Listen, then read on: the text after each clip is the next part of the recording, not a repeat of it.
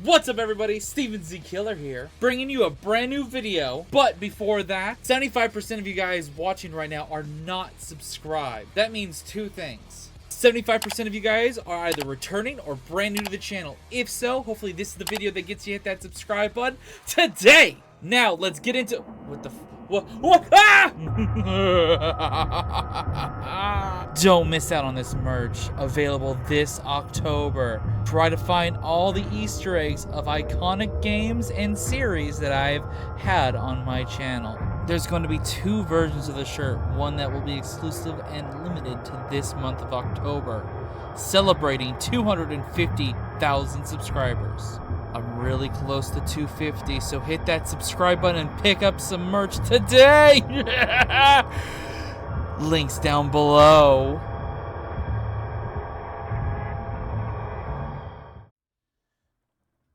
What's up everybody, Steven Z Killer here, bringing another reaction to some more game theory. Now today we're checking out the newest theory that actually involves him and his theory on Five Nights at Freddy's.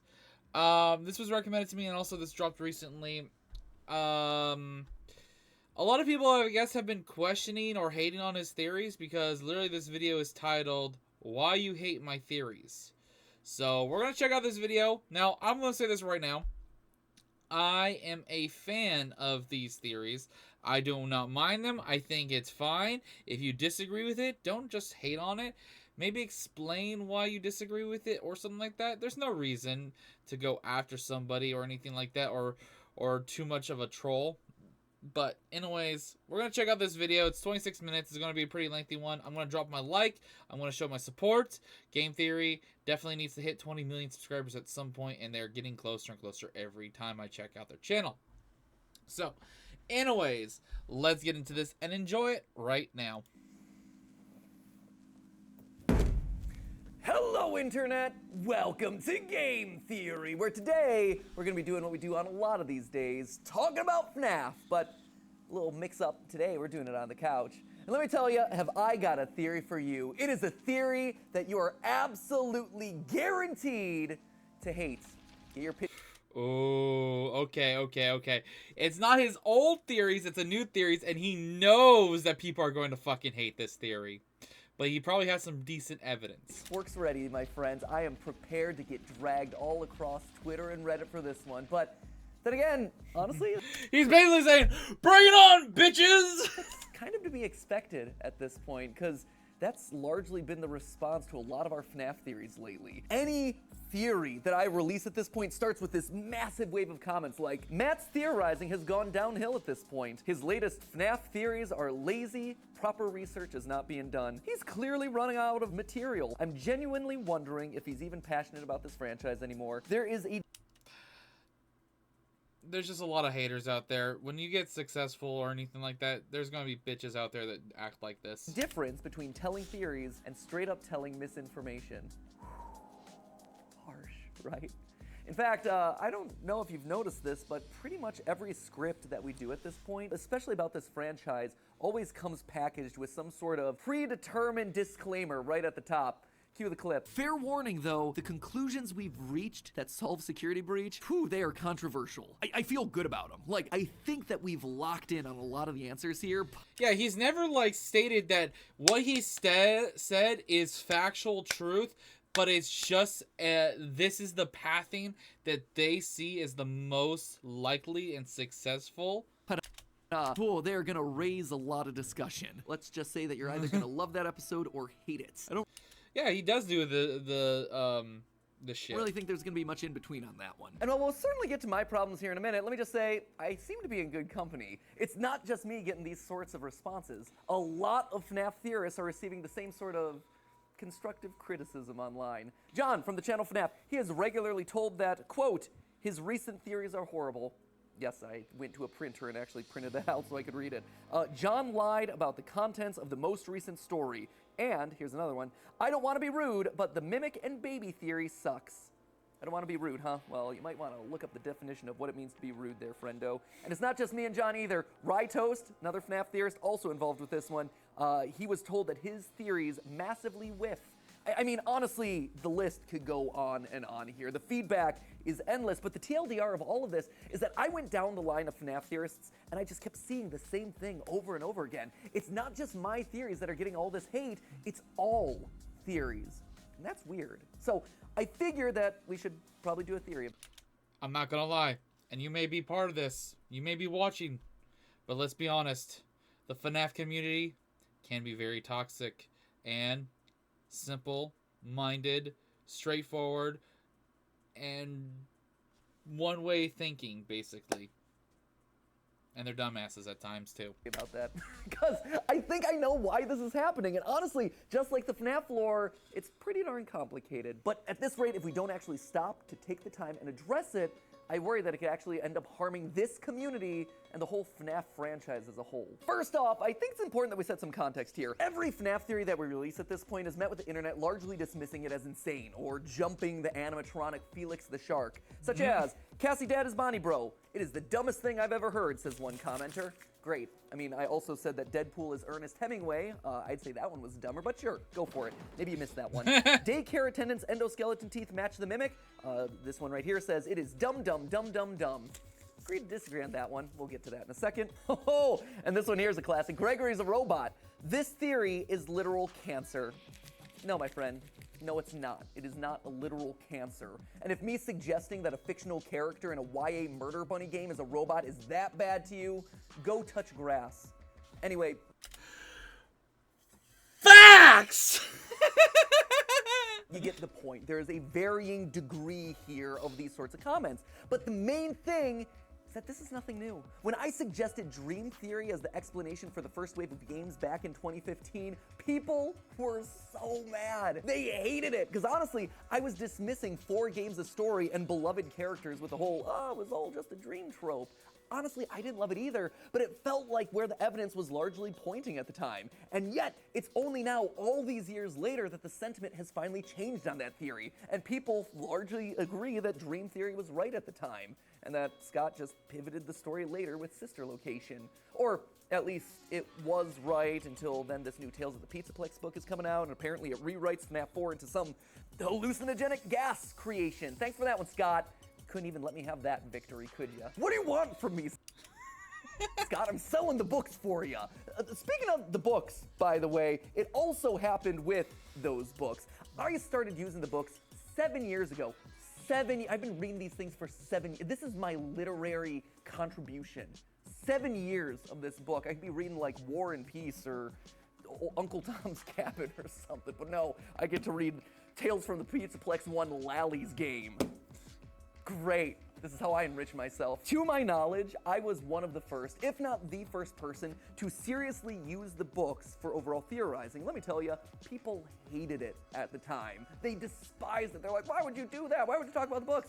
But those theories actually helped me predict that William Afton was going to be the villain, that Charlie was going to be revealed to be the puppet, that Sister Location was buried under the Afton house, and that Michael Afton was the Foxy Bro. And that's just a few of the conclusions they helped me reach. And now, here we are, a whopping 7 years later. I've got a couple of gray hairs, and the pendulum has swung completely in the other direction. Now, the community holds me and all the other FNAF theorists hostage if we're not looking at the books, or if we're looking at them improperly and not treating them as 100% canon to the events of the game. Long story short, time is a powerful thing, and in this franchise especially, it is super powerful, considering that Scott repeatedly has said that he uses both the games and books in the future to clarify the events of the past. Or, you know, that's just his shorthand way of saying that he uses those future things to just ultimately pick the direction that he wanted to go the entire time. The long and short of it is that sometimes the craziest theories in the moment become the correct theories a year, or 2 years, or even 5 years down the line as more details solidify around the story. For a great example of this, let's just take a look at everyone's favorite Gregory as a robot theory, where I propose that Gregory... I do remember so many, when I reacted to this, when I did a reaction to this theory, I remember getting so many comments.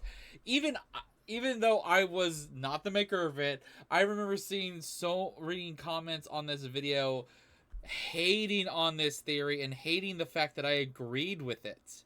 Like, I got a lot of... I think this video right here might be my most viewed reaction when it comes to game theory. I think it's this one. I could be wrong, but I believe this one got a lot of hate comments on because they hated the theory and they absolutely hated the fact that I agreed with the theory.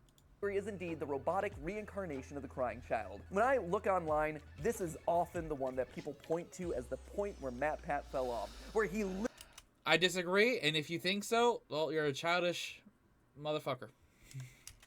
Oops, wrong button. literally lost the thread of the games, and to this day, it has entered the hallowed pantheon of theories that get memed to death, right alongside Luigi's eggplant height, weight, his girth, Luigi's girth. It's a girthy boy! And of course, the Lord He did a video on Luigi's penis? above all, Sans' nest, the king that rules them all, right? I think I've actually had this one requested. I haven't seen this one, but I believe this one actually has been requested for me to react to. Would you guys want me to still watch it? I don't know if it's relevant anymore, but if there's like theories out there that I should still watch even though they're super old, let me know about them.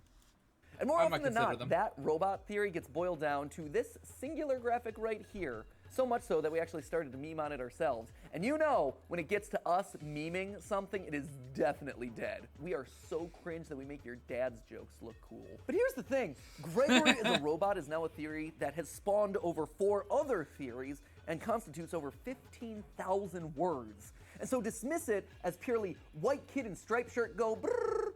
Isn't that you just falling into the same trap that you, the internet accusers, have leveled at me? You say that I ignore evidence, that I don't do my research, that I ignore key details just to I'm going to say this right now. 90% of the FNAF community ignore evidence and just say something that they think is right and sticks to the wall and says, I'm correct. That's pretty much what most of people do when it comes to theories. I agree with his stuff because he actually has evidence. Most people don't go as far as MatPat and his team unless you are a theory channel like some of the other channels he showed. And even they're getting hate. Like I said earlier, the FNAF community can be very toxic. forward my intended narrative, but isn't that I like FNAF, and I like stuff about it, but in general, I ain't wrong. exactly what you're doing there?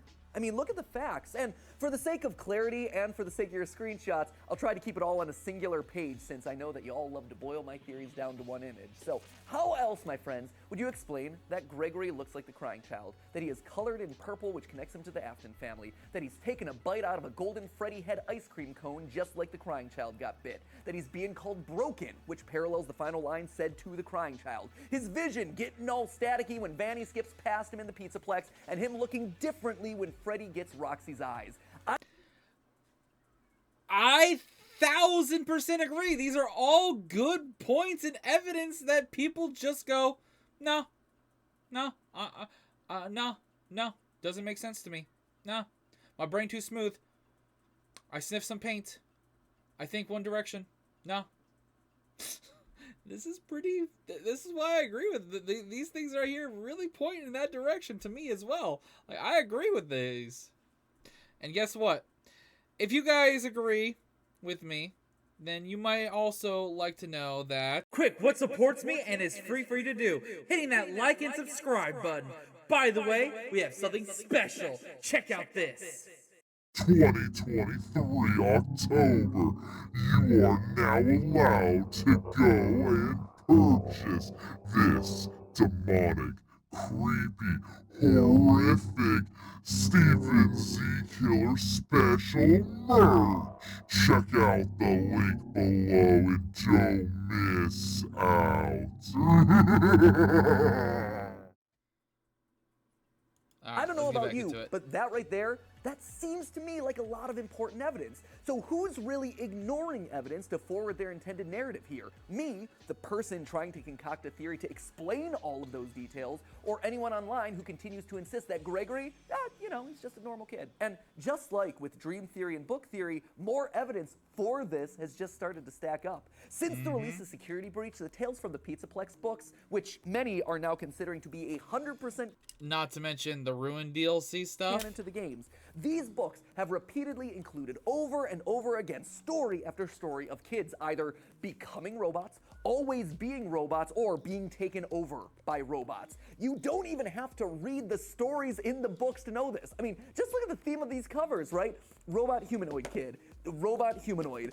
This one doesn't count. Robot humanoid. Like, the last book in the series that's coming out, like, right now as this episode releases, it is literally about a kid who turned himself into a robot. Yeah, look at it. It's got human fingers and everything. Another one of those stories, this time GGY, it focuses on a boy named Gregory, sounds familiar, who sets high scores in the Pizzaplex, again, should sound familiar. He disappears multiple school counselors, similar, and he goes by the name Dr. Rabbit. This story right here is basically shouting in our faces the fact that Gregory is patient 46, confirming that, regardless of how you feel about Gregory as a protagonist, he's a bad dude. He is killing people off, or at the very least, he's making them disappear to protect whatever secret he has. Something that, again, we predicted as part of that Robot Gregory series, and something that people at the time really didn't like. Plus, you can't ignore the fact that he's calling himself Dr. Rabbit, which again is yet another connection over to the Afton family. And while it doesn't ever explicitly say that Gregory is a robot,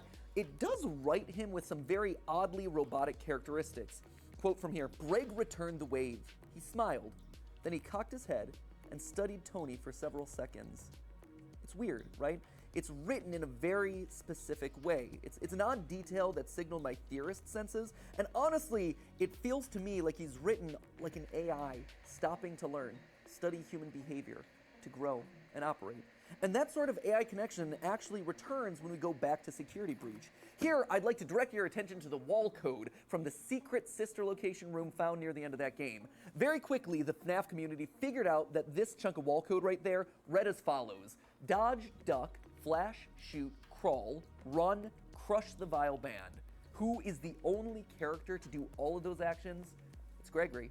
He's flashing phas cams, he's shooting phas lasers, he is literally crushing the band. So this room, an Afton room, mind you, is in some ways trying to speak to Gregory. But why would it be written in such a weird language? Well, honestly, we had no way of knowing it at the time. It wasn't until a year later, when this book finally came out again, this is the same one with GGY, but this time it had a tale called The Storyteller. This one is a tale all about a genius roboticist who speaks to his AI creations in a very specific way. Quote again from this book, "Every sheet of paper was covered with odd stick drawings and strange symbols that were not at all familiar to Mr. Beerus. Squiggles, squares, loops, triangles within triangles. The code is the language of the Mimic. The Mimic being an AI program designed to copy those it watched. All signs point to Gregory being a robot built as part of this AI system." So throw that one over there onto that one-pager screen grab from earlier. Oh yeah, and don't forget the fact that we also discovered that Robot Kid heads were found down in the sister location bunker, showing that Afton was working on Robot Kid projects way sooner than any of us ever expected. That should actually be on there too. And overall, you look at that one screen grab, it's pretty crowded in there, right? And even if Gregory isn't a robot, it feels pretty darn clear that someone in this franchise probably is at this point. Here's the thing, I'm not bringing all this up to try and convince you, the internet critics out there of this theory. There are some dead horses that I just want to leave alone, believe it or not. And honestly, I don't care if you believe this theory or not. I do not care in the slightest. Very true. Yep, if you don't believe it, that's on you. I have no horse in this race, though apparently I have a lot of horse analogies to make, which is weird. I am here having fun in my little corner of the internet trying to solve silly video game mysteries. And that's how it should be. Me and an awesome community of theorists. I would love you internet critics to join us. That would be awesome. We are an open-minded community. We are welcoming. We embrace you with open arms in the most fan-friendly way possible, but not in a way that's going to get us canceled. But for the people over on Reddit and Twitter who accuse me and all the other theorists of ignoring important information for the sake of forwarding our own version of a narrative just because we don't care about this franchise, ask yourself honestly, who's really the closed-minded ones here? We're the ones... Most of the FNAF community itself are really closed-minded. I can agree with that. Pointing out this information. We're the ones who are trying to solve what all this means. To ignore it, that actually feels disrespectful to the franchise. While we're being honest about all this, let's also be honest about our standards for clue hunting. I have been raked over the coals a lot across recent theories for making visual connections between characters and objects. My last theory, great example of this. I drew parallels between the daycare attendant and the Mimic because both of them have very unique teeth. where each individual tooth is independently operated. It's a completely unique design for an endoskeleton, only shared by those two characters. And yet a lot of people were quick to dismiss the entire idea as just surface level. Oh, it's only a coincidence. But do you remember what franchise we're talking about here, friends? It's Five Nights at Freddy's. They do that shit all the fucking time. We started with counting animatronic toes and buttons. But the reason that I bring that up is that while many dismissed that specific connection, I saw those exact same conversations happening around the mimic's hand with its Or follow me on Twitch. I appreciate you. clawed fingers. Oh my gosh, clawed fingers, just like Burn Trap or the Glamrock's hands. You do realize that you're doing the exact same thing that you were criticizing me for, right? I mean, if you're allowed to compare sharp, pointy hands, then I can compare independently moving teeth, right? In the end, well, things have certainly gotten more. I love how this is just a roast on the bitches in the community of FNAF that literally do nothing but try to mislead and or just go out of their way to like say that Matt Pat's an idiot. Stuff like that. More sophisticated in the theorizing space, and we have higher standards for our evidence, and we should always be looking for more evidence to support any of our conclusions. Simple observations like fingers or teeth, they're easy ones to build off of. They're easy ones to start exploring, and hey, where they lead to can be some really awesome, cool directions. We as humans are pre-programmed to seek closure in whatever we're doing, and it makes us feel secure and brings a sense of satisfaction, of closure, right? There's actually an entire brand of psychology dedicated to this very fact. So naturally, when we're faced with a series that doesn't give us any sort of clean or definitive answers, it's easy for us to want to find the simplest solution or cling on to certain details like they're indisputable facts because it's better to be wrong than to be uncertain. And FNAF makes that hard because it's a story that's built on shifting sand. It went from souls possessing animatronics to liquid soul metal to digital consciousness transfer and then to goo that literally tries to steal your identity. And while that's frustrating, honestly, it's also what makes the franchise so fun. Taking small... Literally, all the examples he has right there, the liquid goo, in 4 to 5 years from now, could be something completely different. Puzzle pieces and extrapolating possible... It's always changing. It's never the right thing, and it's always getting twisted or tweaked. Answers. But that extrapolation, honestly, I think is where we're rubbing people the wrong way. A few weeks ago, I asked a bunch of you online to take the Myers-Briggs personality test. Now, this is a really fun assessment that breaks you down into one of 16 different personality types based on letters. Are you an E, an extrovert who likes just being out with people? Or are you an I, introvert, who likes your quiet alone time? Are you a structured and organized J for judging? Or are you a go with the flow for perceiving P? Do you prefer logic and thinking, T? Or do you like to go with your gut and your feelings, F? But for this particular debate, I actually wanted to focus on two letters, S and N. Now, these two letters focus on how you process information. The S stands for sensing. This means that you take the information from the world around you and you take it at face value. You use your 5 senses to determine what is real and factual. It often means that you look at the world in a very literal way. N, on the other hand, stands for intuition. Not the cleanest of lettering systems, but they'd already used the I. Anyway, if you're an N, it means that you interpret information in more abstract ways. Rather than just relying on exactly what's in front of you physically, you take that information and then you go a couple steps further. You make connections between things in interesting ways to go beyond just your 5 senses. So, how does this relate to theorizing? Well, the vast majority of this channel's subscribers are Ns. They're taking information not at face value, but building more abstract connections to find solutions. In fact, almost everyone who works at Team Theorist here is an N purely by coincidence. It's not like you can actively screen for something like that. It just works out this way because the way we do things here requires a certain mindset. A mindset that only about 25% of the population is innately comfortable with. Is Mario a villain?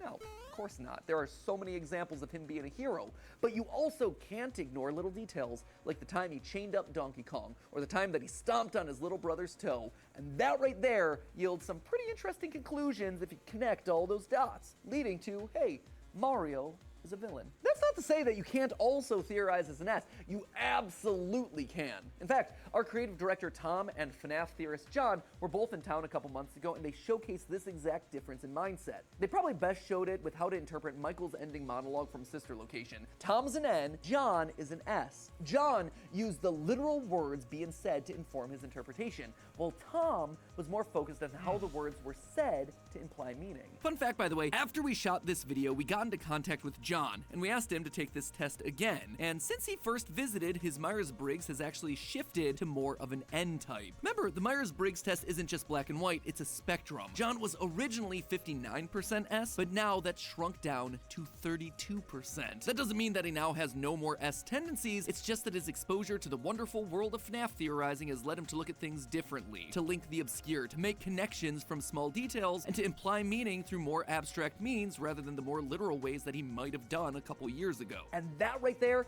that is the fundamental difference that's happening in the fan base right now. I think a lot of the newer fans to the franchise are S's. And when you look at our survey results, you can actually see this playing out, with almost 25% of S's joining during either the FNAF VR, AR, or Security Breach era. Compare that to N's, where only 18% joined during that era. And so when evidence needs to be interpreted with an N mentality, it's making them uncomfortable, or even outright mad. Take for instance this clip from our most recent episode. But secondly, and more importantly, Cassie actually knows the truth about what happened to Glamrock Bonnie. She knows that it was Monty Gator who eliminated him from the picture. A lot of people were quick to point out that on the description of the Glamrock Bonnie plush, it says, quote, "Dad wouldn't tell me why they replaced Bonnie." In fact, this was one of those moments where people outright accused me of lying about the evidence, saying that I was ignoring the text that I was literally showing on the screen.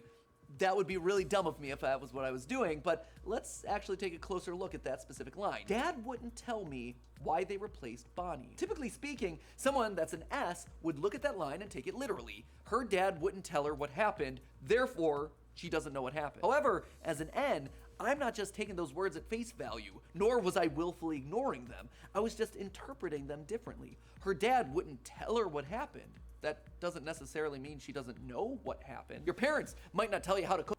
I actually agree with that. Like, my idea of that moment right there would be she basically wasn't told, but she found out later. Cook a meal, but that doesn't mean that you don't have ways of finding out how to cook. Same thing applies to this other line from the same portion of our video. This one about the Monty AR plushie. Quote again, "It's hard to look at." Well, S's would read that and interpret it that maybe it's bright, it's shiny. It is physically hard to look at because it's an AR object, so maybe that's why. But N's would read that line and probably read it differently. Nothing else Cassie says about the other AR objects in the game imply that they're difficult to look at least from a physical perspective. So what makes the Monty AR thing so different? It could also represent, like, it's difficult to look at Monty because she knows what Monty's done to Bonnie. Maybe.